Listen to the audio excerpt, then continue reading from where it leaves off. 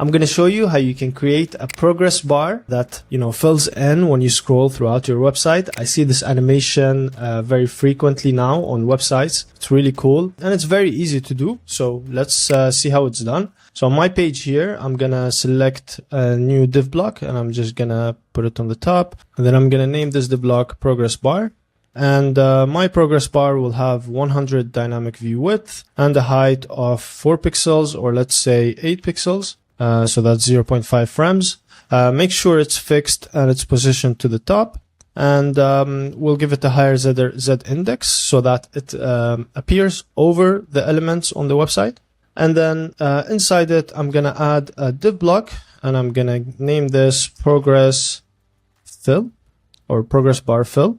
This will have the same height as our element, so we can say it's 100%. And as you can see, we're going to be animating it per percent. So if it's 0%, you can see here that the bar is hidden, and if it grows, you can see it starts filling in. That's basically what we're going to do with our animation. And we're going to remove the width altogether. It's going to be position relative, space to the top as well. And we're going to give it a color, in this case, orange. And now we're going to go and animate. So we can go directly to the target element and animate that. So we're going to click on progress bar fill and it's going to be scroll. And then we can set the trigger from here. So this is going to be progress bar fill. We're just going to give it a name so we don't lose it. And our target is basically the whole page. So we're going to select body if it's there.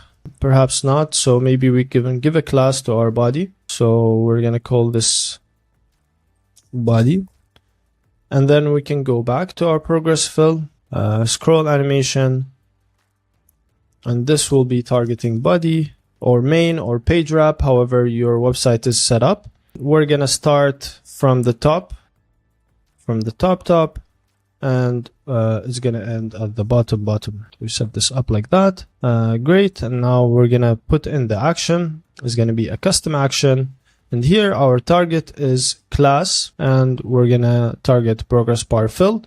The duration can be, we don't have to put a duration here because this is going to stagger. The duration can be 1 second, and then the ease can be power in and out. And then we are going to set the animated properties, and that will be the width. So we go to width, we bring it up here, and then we're going to give it a from. So it's from 0% to 100%. Easy. And that's basically it. So if we go back, we preview this, you can see this is the animation of it. Of course, we can play around with the ease to make it, show differently. And since this is a scroll, we can play around with the scrub. So right now, if we scroll over, you can see it has this scrub to it, which gives us a bit of a delay between the animation, the movement of the page, and the scroll that you're giving. So if we increase this, this kind of increases as well. So you have this smoothness to it.